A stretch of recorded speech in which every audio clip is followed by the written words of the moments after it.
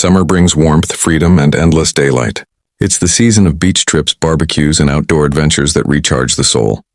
People feel more active, motivated, and social as sunlight boosts mood and energy levels. Gardens bloom, fruits ripen, and the world feels alive in color. Children enjoy vacations, and families reconnect under the golden sun. It's the perfect time for growth, both in nature and within ourselves. The long days encourage creativity, exploration, and new beginnings. Summer reminds us how bright life can be when we step outside and embrace the simple joys of warmth and togetherness. Despite its beauty, summer can be exhausting. Intense heat brings dehydration, sunburn, and fatigue. Cities become hotter. Air quality worsens, and many people struggle with sleepless nights. Power outages and high electricity bills from constant air conditioning can add stress. Outdoor workers face harsh conditions, and the risk of heat stroke rises. Allergies and insects thrive in the warm climate. While summer offers freedom, it also teaches patience, reminding us that even sunshine can burn. The constant glare of the sun can overwhelm, making people long for rain, shade, and the peaceful chill that follows in autumn's gentle arrival. Winter is the season of peace and reflection. The cold air feels pure, and the cozy warmth indoors creates comfort unmatched by any other time. It encourages rest, family bonding, and inner stillness. Hot chocolate, soft blankets, and festive lights bring people closer together. Snow covers the world like a soft white blanket, giving cities and forests a magical glow. Winter's calm fosters creativity and gratitude, reminding us to slow down and appreciate life's quieter moments. For many, it's a time to reset, to heal, and to prepare for new beginnings when spring eventually awakens the world again. Winter's beauty hides its challenges. Freezing temperatures can isolate people, cause illness, and make travel difficult. Short days and long nights can affect mood, leading to fatigue or seasonal sadness. Energy costs rise and outdoor activities decrease. For some, the silence of winter feels lonely rather than peaceful. The cold tests endurance both physically and emotionally. Ice and snow may look enchanting but can disrupt lives overnight.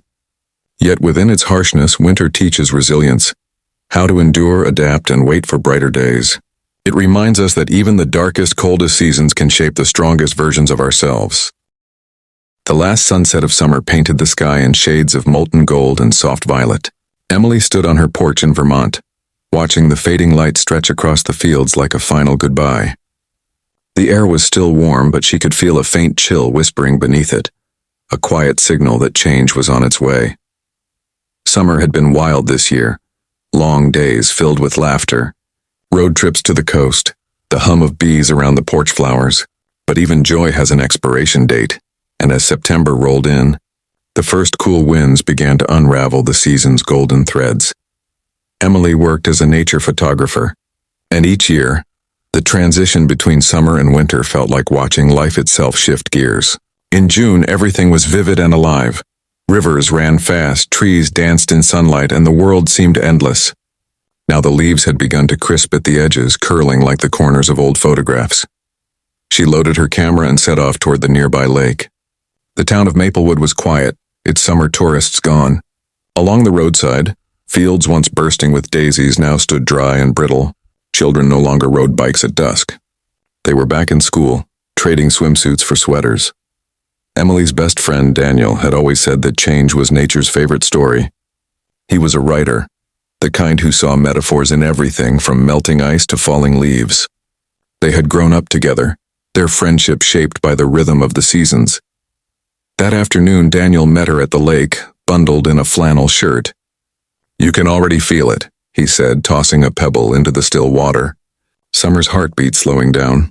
Emily smiled. "You say that every year. And every year I'm right." They watched the sky dim. Ducks cut silent trails across the lake's surface, and the trees along the shoreline swayed gently in the cooling breeze. The air smelled faintly of pine and damp earth, the scent of autumn beginning to bloom. The days that followed were a slow unraveling of summer's comfort. Mornings grew softer, wrapped in mist that hovered over the fields. Farmers began preparing for harvest, their tractors humming through golden rows of corn. The sound carried across the valley, steady and familiar. Emily spent her days capturing these small transformations, the deepening colors of the woods, the way light now slanted differently through her kitchen window. In her photos, she tried to preserve the warmth slipping away. A fading smile, a drying leaf, a sunbeam on cracked wood. But with each sunset, She felt something stir inside her. Change always came with both beauty and loss. Daniel once told her that every season is a mirror. It shows us what we're ready to let go of. She thought about that often. By late October, frost began appearing on the windows. The mornings were quieter now, the air crisp enough to sting. Emily started wearing gloves when she went out to shoot.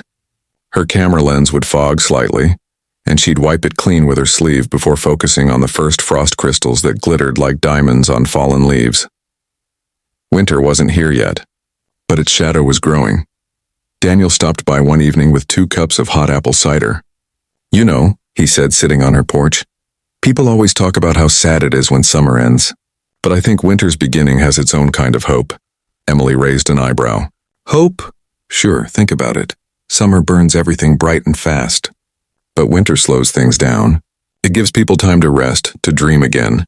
She nodded, sipping the cider. "Maybe that's why you write better in winter," he laughed.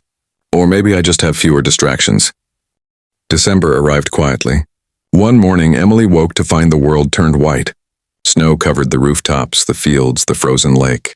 It wasn't just cold, it was still. The kind of silence that feels sacred.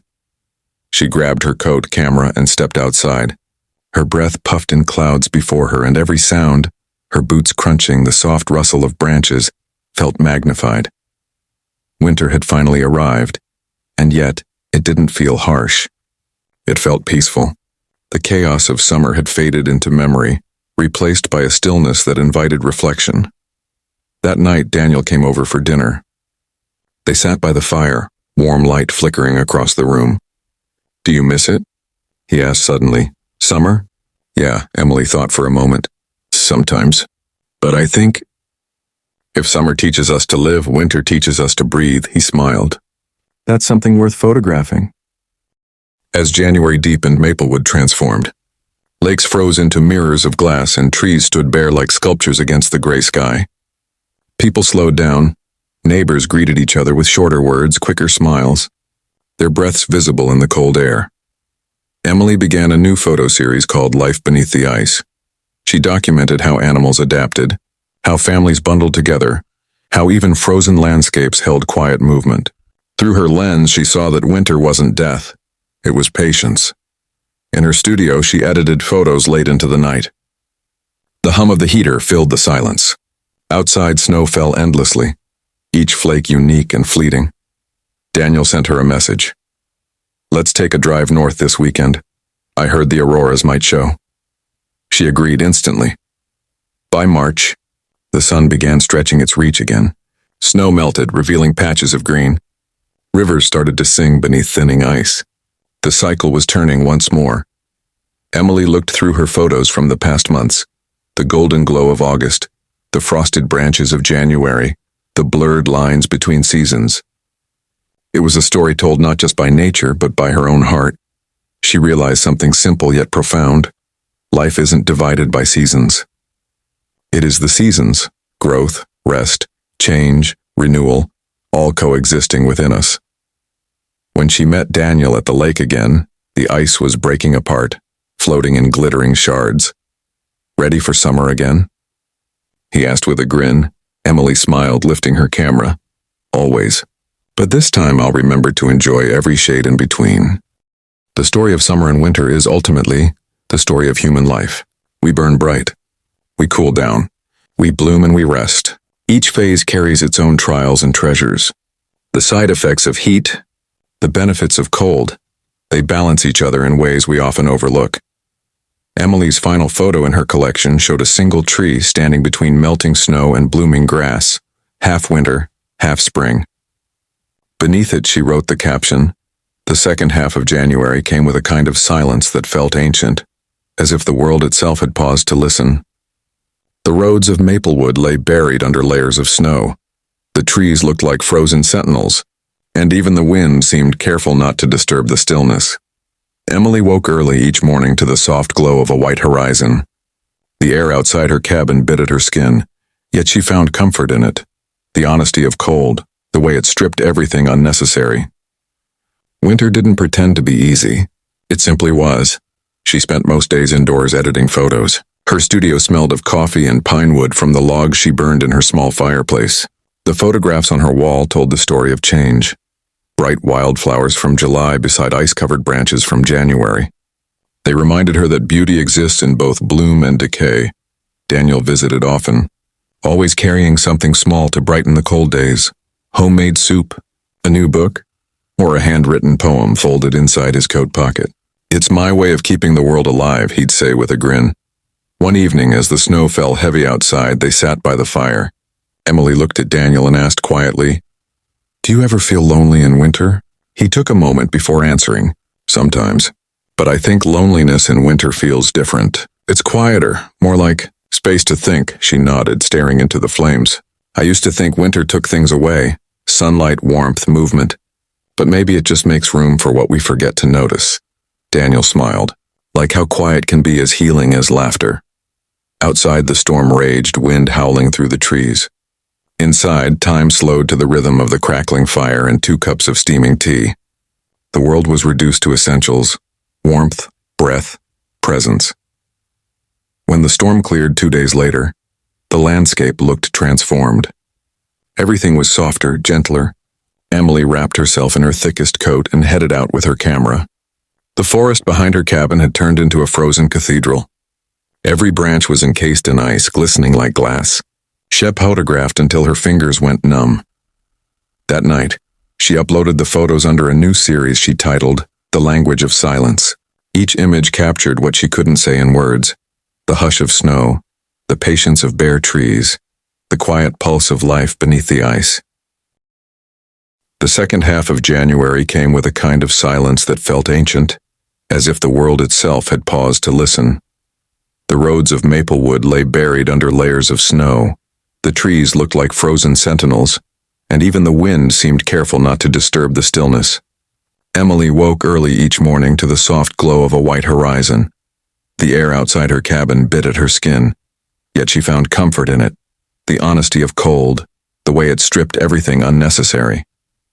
Winter didn't pretend to be easy. It simply was. She spent most days indoors editing photos. Her studio smelled of coffee and pine wood from the logs she burned in her small fireplace. The photographs on her wall told the story of change. Bright wildflowers from July beside ice-covered branches from January. They reminded her that beauty exists in both bloom and decay. Daniel visited often, always carrying something small to brighten the cold days: homemade soup, a new book, or a handwritten poem folded inside his coat pocket. "It's my way of keeping the world alive," he'd say with a grin. One evening, as the snow fell heavy outside, they sat by the fire. Emily looked at Daniel and asked quietly, "Do you ever feel lonely in winter?" He took a moment before answering, "Sometimes, but I think loneliness in winter feels different. It's quieter, more like space to think." She nodded, staring into the flames. "I used to think winter took things away: sunlight, warmth, movement. But maybe it just makes room for what we forget to notice." Daniel smiled, like how quiet can be as healing as laughter. Outside, the storm raged, wind howling through the trees. Inside, time slowed to the rhythm of the crackling fire and 2 cups of steaming tea. The world was reduced to essentials: warmth, breath, presence. When the storm cleared 2 days later, the landscape looked transformed. Everything was softer, gentler. Emily wrapped herself in her thickest coat and headed out with her camera. The forest behind her cabin had turned into a frozen cathedral. Every branch was encased in ice, glistening like glass. She photographed until her fingers went numb. That night, she uploaded the photos under a new series she titled The Language of Silence. Each image captured what she couldn't say in words: the hush of snow, the patience of bare trees, the quiet pulse of life beneath the ice. February arrived with long shadows and short tempers. People in Maplewood grew restless. The beauty of winter had worn thin, and the cold no longer felt poetic. Roads were icy, pipes froze, and even the sun seemed tired of showing up late and leaving early. Emily, too, felt the fatigue. Her camera sat untouched for days. The gray skies reflected her mood: dull, heavy, uninspired. Daniel noticed. "You've been quiet." he said one afternoon while helping her clear snow from the porch. "I'm just tired of everything looking the same," she admitted. "Same sky, same snow, same silence." He leaned on the shovel, breath clouding in the air. "Then maybe it's time to look closer," she frowned. "Closer?" "Yeah. When everything looks the same, that's when the smallest changes matter most." His words lingered in her mind that evening. The next morning, she forced herself to go outside again. She walked into the woods, not looking for beauty but for difference. And she found it, tiny buds hiding under frost. A red cardinal perched against the white, the faint sound of water moving beneath the frozen creek. She took picture after picture, her spirit slowly thawing. It wasn't grand or dramatic. It was subtle, human. Winter wasn't lifeless. It was holding its breath. That night, she wrote in her journal, "Sometimes the miracle isn't in what changes, but in what endures." By the end of February, the sky above northern Vermont promised something spectacular. The aurora borealis. Daniel called her that morning, excitement bright in his voice. "They're saying the lights might be visible tonight. Let's go see them." Emily hesitated, then smiled. "Let's do it." They packed a thermos of coffee, blankets, and Daniel's old pickup truck. The drive was long, cutting through miles of quiet forest. Snow reflected the headlights like diamonds scattered on glass. They reached the open field just after midnight. The world felt infinite. No city noise, no human light, only stars stretching forever. Then slowly ribbons of green and violet began to unfurl across the sky. Emily gasped. "It's like the universe is breathing." Daniel nodded, eyes fixed upward. "You can almost feel it." They sat in silence, letting the lights move. It wasn't just beautiful, it was humbling. The sky reminded them how small they were and yet how connected to everything. Emily lifted her camera, but halfway through she stopped. "I don't want to capture this," she whispered. "I just want to remember it." Daniel smiled softly. "Then remember it with me." They stayed until dawn, wrapped in blankets, watching the last colors fade. The first hint of sunlight broke through the frost, turning the snow pink and gold. It was the kind of moment that didn't need explanation. It simply was. On the drive home, Daniel turned to her and said, "You know, maybe every season is just a conversation between light and time." Emily smiled. "Then I guess winter is the quiet part, where the world listens." March came like a sigh of relief. The snow began to melt, revealing forgotten paths and patches of brown earth. Streams once frozen now sang softly again. The smell of damp soil filled the air, the first true scent of change. Emily walked to the lake one morning and found the ice cracking in long, jagged lines. The sound echoed like thunder across the water. She set up her camera and waited. Each break in the ice felt like a heartbeat restarting after a long rest. That evening, she and Daniel sat on the dock, boots dangling over melting water. "Feels good to see the world waking up," Daniel said. Emily nodded.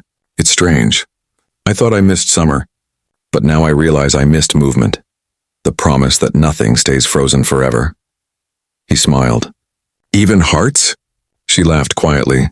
"Especially hearts." They sat in silence for a long while, watching the reflection of clouds drift slowly across the thawing surface. When she returned home, Emily began planning her next photo series, Between Seasons. It would tell the story of transition, the fragile space between what ends and what begins. She realized that her photographs weren't just about nature anymore.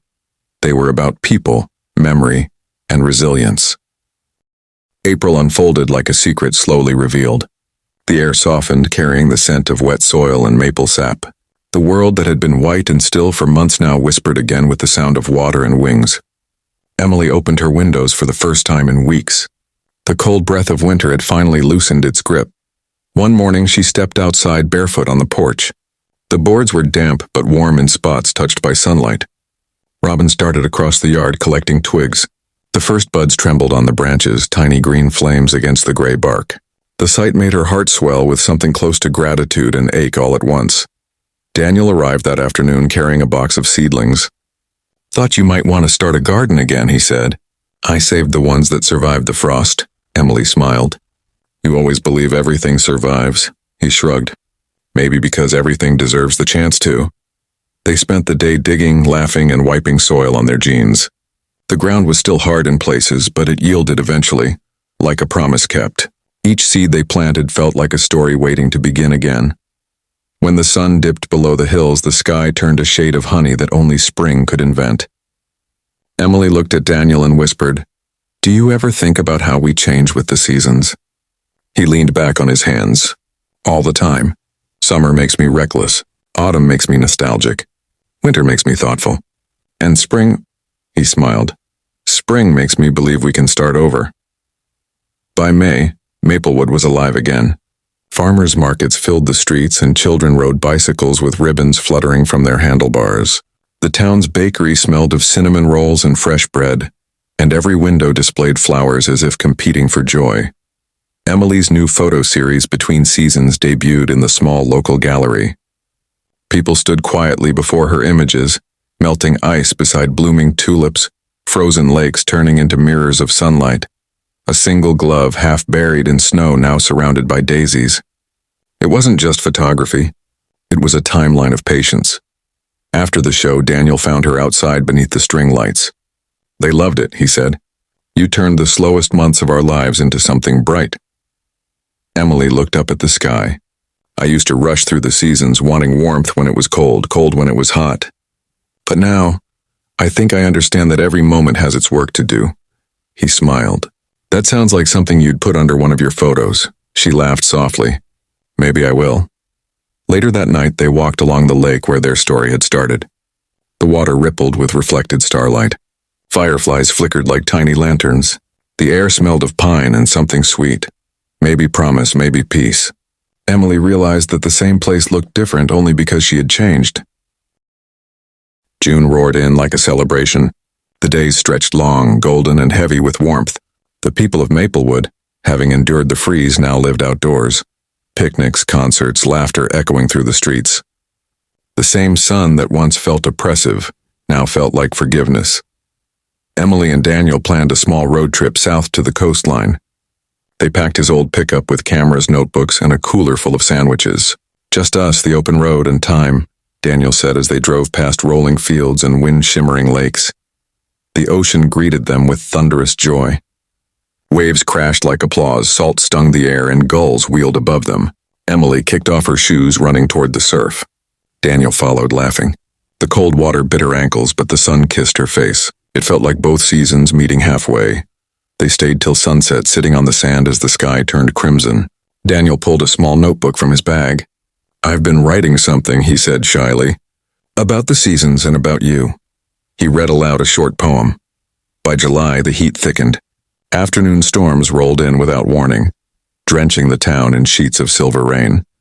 Emily loved photographing them, lightning slicing through the sky, reflections rippling in puddles.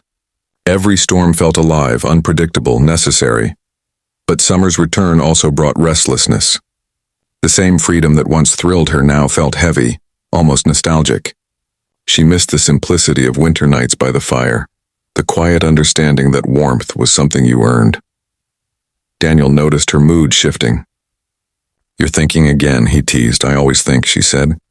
"But lately I keep wondering if change ever really stops, or if we just learn to travel lighter through it." He looked thoughtful. "Maybe we don't stop changing. Maybe we just stop fighting it." A thunderclap rolled overhead, startling a flock of birds into flight. Emily smiled. "Then maybe this storm is just the world reminding us that movement is life."